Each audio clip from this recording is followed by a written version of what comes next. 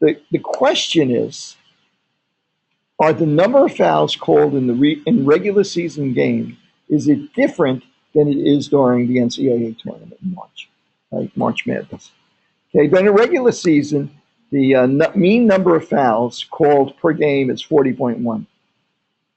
Okay, in playoff games, well, we're just starting the playoffs. We're randomly sampling games, and the mean number of we sampled 64 games in the playoffs, and the mean number of fouls was 38.95, with a standard deviation of 5.8. I don't like this example. You guys know why I don't like this example?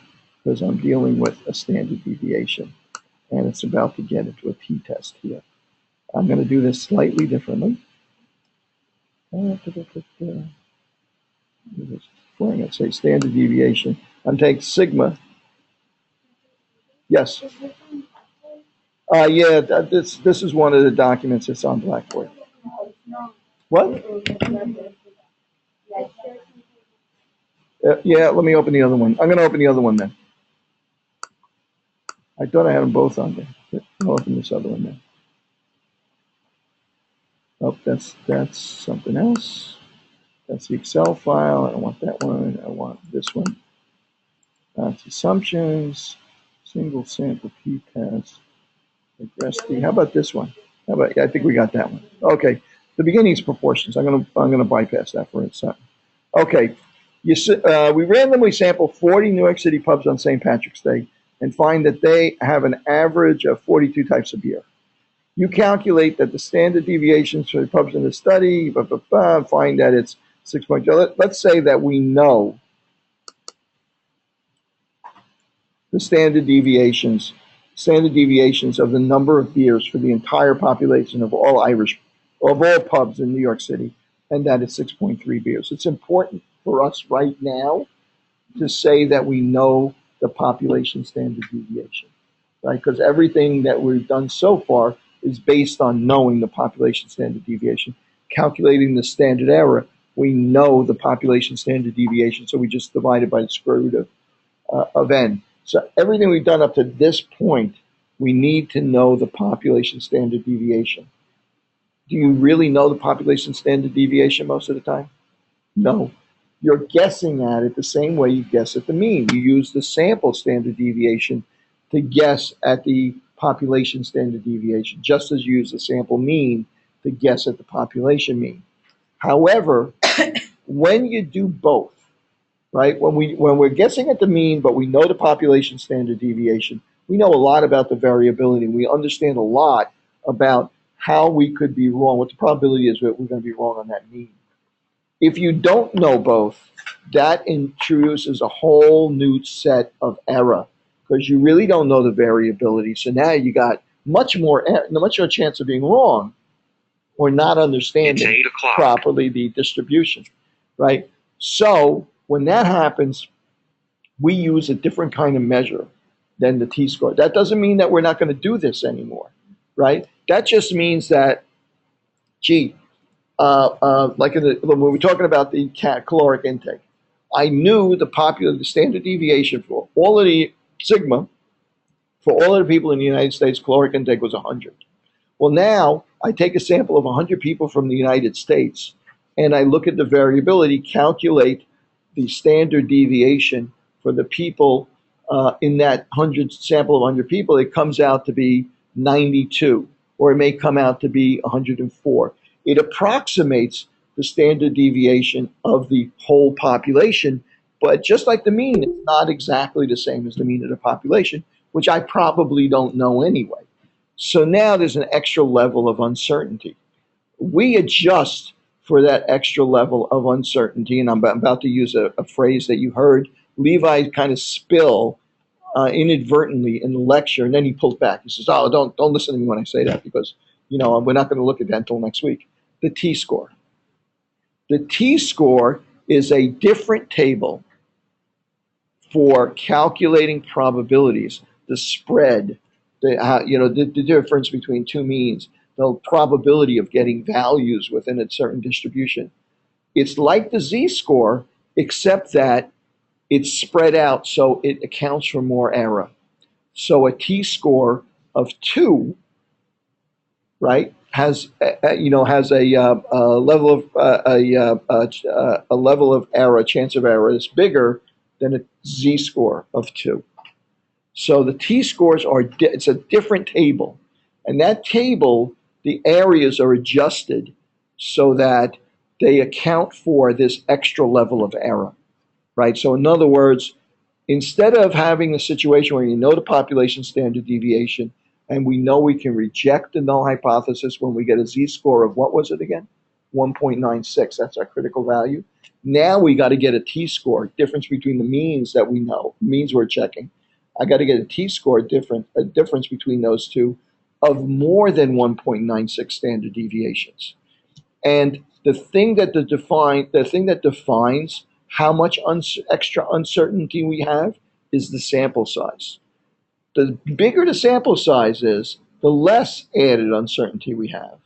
The smaller the sample size, the more uncertainty. So if you have a sample size of 100, your t-score may only have to be, instead of 1.96, 2.1 to reject the null hypothesis.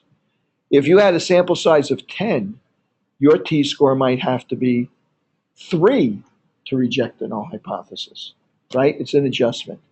So everything you heard me say for the last 3.5 minutes, forget about it. Just like Levi, forget about it. There's going to be an adjustment for that, right? That's going to be our adjustment. That's why I changed this to say that we know that the standard deviation, sigma, for all pubs in New York City is 6.3 beers, types of beer that they carry. Okay, first of all, 40 pubs, 42, average 42. Is 42 mu or X bar? Is it a parameter or statistic? You randomly sampled 40 New York City pubs, average inventory of 42 types of beer. It's a statistic, right? Because it's the average of those 40 pubs that you sampled, right? So you don't know what the real mean is but you do know that is 6.3 sigma or a standard deviation. That's sigma, because that we announced was the population standard deviation. In real life, we probably wouldn't have known that. We would have used the actual numbers for the number of beers. Like this bar carried 38, this one carried 52, this one would have calculated a standard deviation and used a t-score. But in this case, we know it. So that's sigma. Okay, calculate the standard error for repeated samples from this population of size 40. Well, that would be sigma over the square root of n. That's our standard error for this distribution. So the standard error is going to be equal to, let's see, 4. I'm sorry, 4. That's 42. Oh no, I'm sorry. That's 6.3.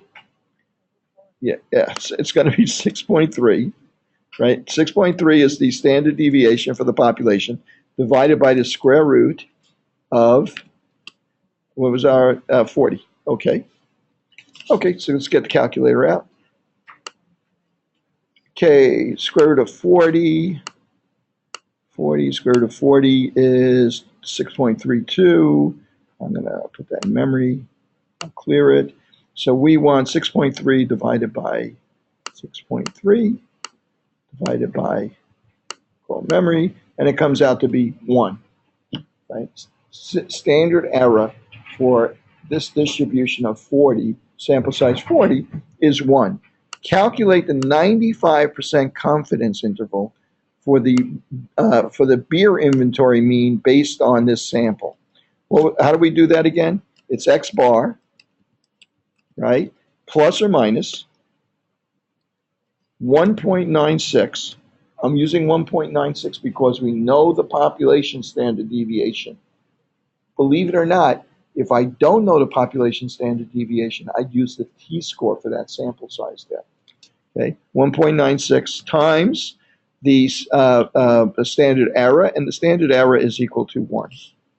Okay, so what is this equal to? It's equal to 42 beers is the average number each bar had, plus or minus, well, basically 1 times 1.96 times 1, plus or minus 2. So the 95% confidence interval is 38 to 44.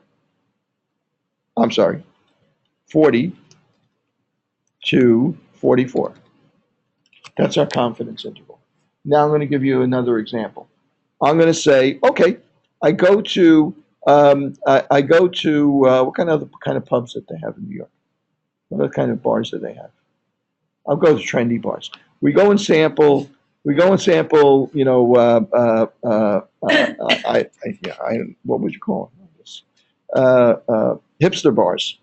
Okay, we go, and they usually have more different kinds of beer. Okay, let's assume, right? So we go and sample hipster bars. We sample 40 hipster bars,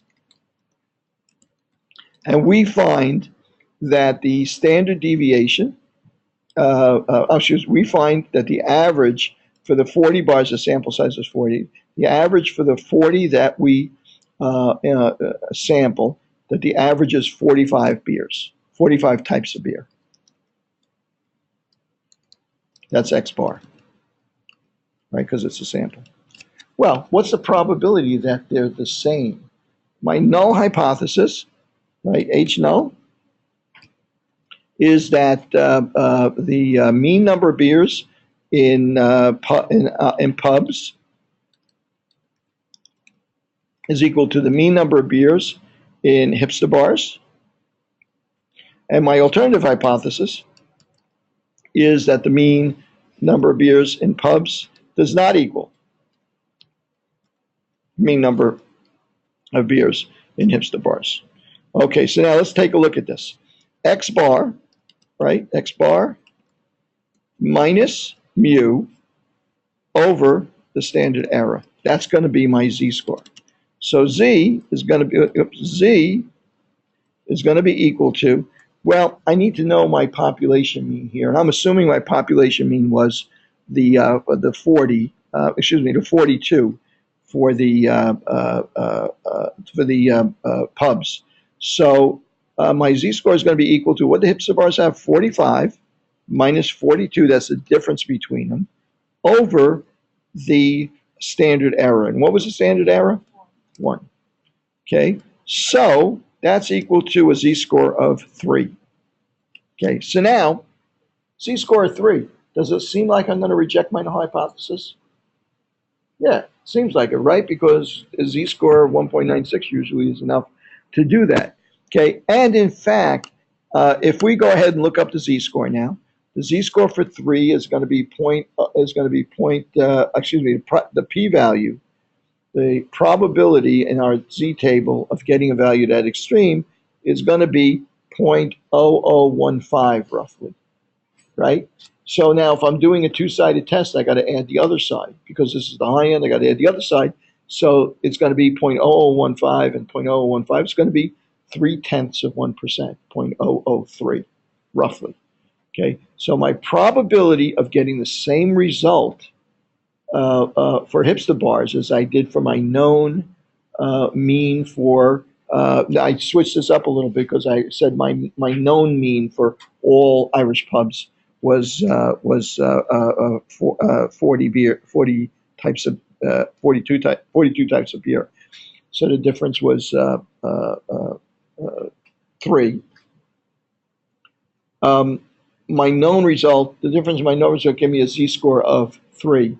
So the probability of getting that different an outcome if they carried the same number of beers, given that standard error based on standard deviation of population, probability of that occurring is going to be 0.3%. I add up the two ends, 0.0015 and 0.0015.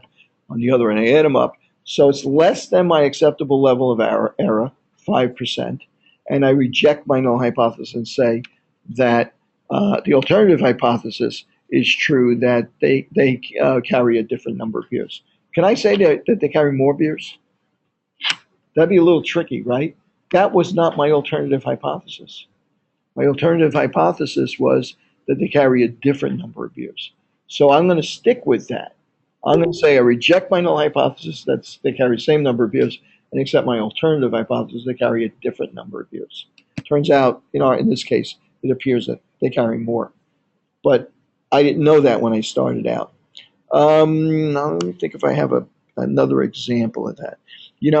This is really set up for a t-test. But let me see if I can't find something here. Fellow student says that the average salary of graduates in your major is $40,000 per year. You don't think this is correct. You think that the average salary is higher than this.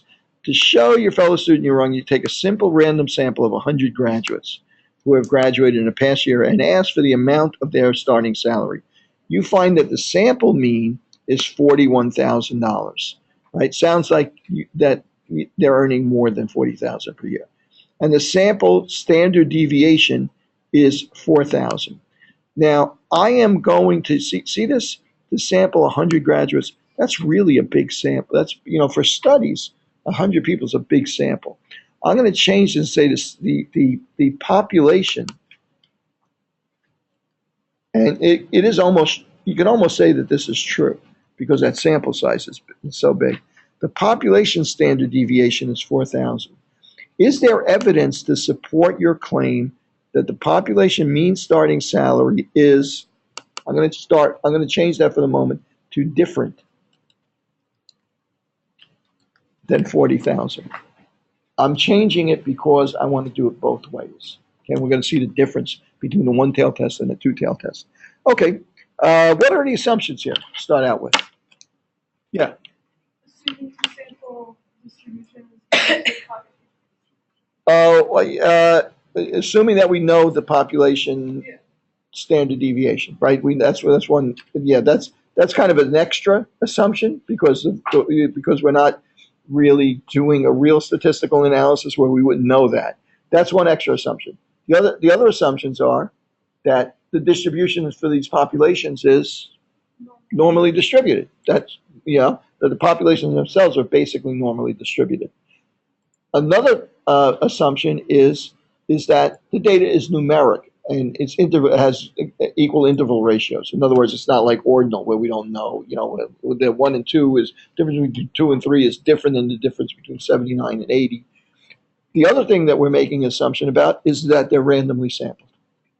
Right? So once we're satisfied with those assumptions, let's take our null hypothesis. Our null hypothesis is, right? What's our null hypothesis?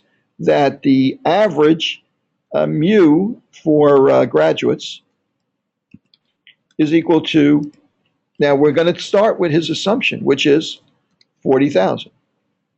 The mean salary for graduates is 40,000. What's our alternative hypothesis? That the mean salary for graduates is not 40,000, right? Didn't say anything right because they changed that. It's a difference. It's different from 40,000. So I don't think you're right. So you could be right. You could reject his being right in either direction, that the mean does not equal 40,000. Okay. So now our test statistic Z, we have to calculate if our sample is different enough to be able to say that our sample of 100 people indicates that the real mean is different than 40,000. So let's calculate our z-score. Our z-score is equal to x bar, right, our sample mean,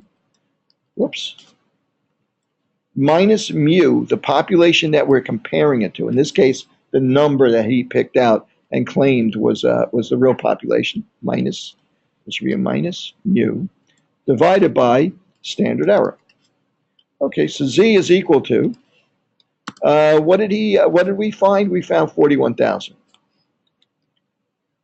minus 40,000 mu over the standard error. What's the standard error? Well, the standard deviation for the population was 4,000. What was the sample size? 100. So the standard error is 4,000 divided by square root of 100, or by 10, it's 400, right? Okay, we're comfortable with that? It's 400. Okay, so that's going to be, z-score is going to be equal to 1,000 over 400 is 2.5. Am I right? Yeah, right? So it's 2.5. Kind of looking familiar, right? Okay. Okay. So now we already know that we're in the range of Z values where we would reject the null hypothesis. We're getting a pretty good feeling about this, that they're different. Okay, so now let's say that our p-value, what's our p-value equal to? Well, if I look at my distribution, whoops. If I look at my distribution, where's my pictures here? Let's get a nice clean one. If I look at my distribution here, my starting point was that the mean was 40,000, right? And that my standard error was equal to 400, right? So I'm looking over here. So 41,000 is going to be 2.5 standard deviations above the mean is going to be up here. So the probability of getting that big a difference or larger is this area right in here, above 2.5. What was it again for 2.5? Anybody want to look it up in the Z table? What is that area? This area, to put to the right, 0.994. That leaves 0.006 here. Now, is that what my p-value is? That's the probability of being wrong? Well, I started with a two-sided hypothesis, so I have to include the same z-score at the other end, right? So it's another 0.006. So I add them together, and my chances of being wrong, if I say that they're different, that just because I got a result that was that far away, that they're different, but it turns out that they're the same, and it is possible to get a result from this population that's that extreme. My probability of being wrong is 0.0012, 1.2%. So I reject my null hypothesis, and I accept my alternative hypothesis, because that's less than alpha, 0.05. Now I'm going to change this up a little bit. Okay, this time I'm going to say that that we take a sample of 100 people, and the standard deviation of the population is 4,000. That's going to stay the same, but the salary that we wind up salary that we wind up in our sample turns out to be 39,000, and 39,000, and let's see, let me pick a number out, 39,700. Okay, how does that affect everything? Well, our alternative hypothesis is that mu for graduates equals 40,000. Our hypothesis is mu for graduates is 40,000. Alternative is mu for graduates is not equal 40,000. Still a two-sided test. So now we're going to test the value that we found. 39,700. So the difference between I'm sorry, did I do something wrong here? I'm sorry, I shouldn't have changed this, right? That was my mu, which hasn't changed. He says that, like we're checking it against a population that the average salary was 40,000. That was our original mean. That was our mu.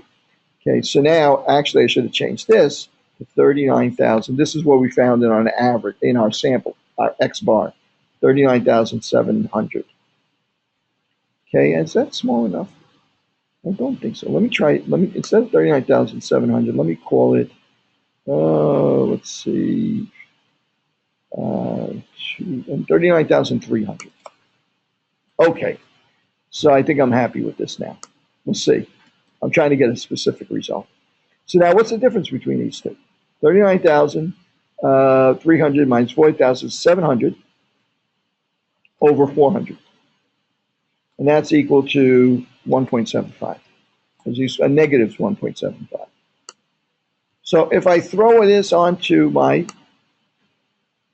graph, let me get the other window. Okay, if I throw this onto my graph now, 37,000, let's see, 400, this is 400, this is like 39,600. Right, 39,000, and this is 39,000, what did I say it was? 39,300. This would be 39,300. Two standard deviations would have been 39,200, so it's up here. and this is 1.75. So the probability of getting this different an outcome from our 40,000 is this area in here. That's below a z-score equal to minus 1.75. So we go to our table. What does that come out to, that area? That's an easy one because it goes to the left. So what does it come out to? 0.0401, 0.04, I'll call it, right? So now, did I take my null hypothesis? Did it say, or my alternative hypothesis, say it was smaller or bigger or just different? Just different. So I have to include the same 4% on the top. So my overall chances of being wrong when I get a result that far away from the mean is going to be 0.08 for a two-sided test. Okay?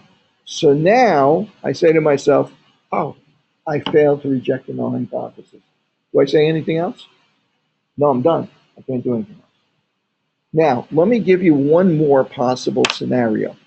Let me go back to this problem again. Except this time, I'm going to not say that, okay, the mean for graduates is 40,000. That's our original population mean that we're comparing it to. The mean for undergraduates, I'm not going to say it's not equal to 40,000. I'm going to say that it's less than 40,000. What kind of hypothesis do I have now? I have a one-sided hypothesis. I'm saying that the only possible outcome is for it to be less, not greater. So now all of my error can be on one side, not both sides. I don't have to have two tails, right? So now I say to myself, okay, now I do have to make another adjustment here. And that is, since I'm saying that my alternative hypothesis says that undergraduates make less than 40,000 when they graduate, I have to make up for all of the possibilities. So I'm going to say they make, it's equal to or greater than 40,000 is my null hypothesis. They either make the same or more. And our alternative hypothesis is that not, I make less. Right? Different situation now. So now I'm going to take a look at this again.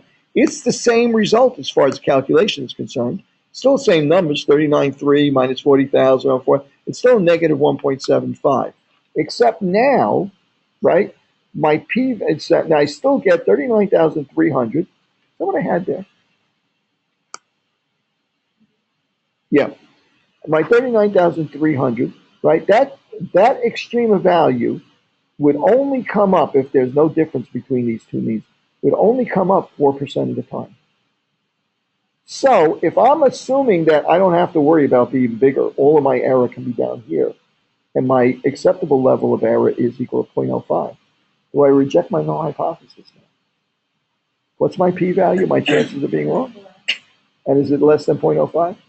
Now I can reject my null. Same evidence, same level of certainty. Now I reject my null hypothesis.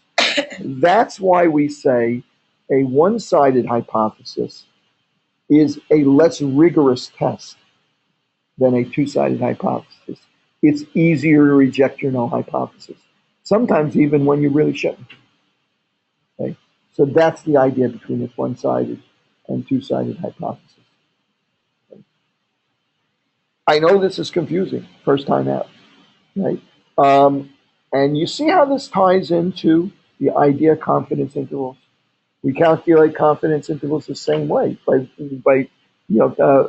creating by creating a range of z-scores within which we can say that we think that if you're outside of this range, we don't think the mean is really out there, right? So these all tie together. That 1.96 that we add, that we multiply times the standard error, now gives us the same range that we're using here to compare means of a sample to mean of a population right now. Later on, we're going to be talking about comparing means of two groups, right? In which case, then you got one group over here, it's got a certain standard deviation itself, and you got another group over here, and it's got a standard deviation. Well, which of the standard deviations do I use? I know I'm comparing mean to mean. Which of these two? Well, there's tricks to that. We're going to learn how to deal with that. And we won't know the population standard deviation. So we have an extra element of uncertainty. We didn't, you know what, we don't know sigma for either group, or if they might be the same group. Who knows? But we don't know what it is. Extra level of uncertainty. How do we adjust for that? That's where the t-test, that's where the t-score comes in.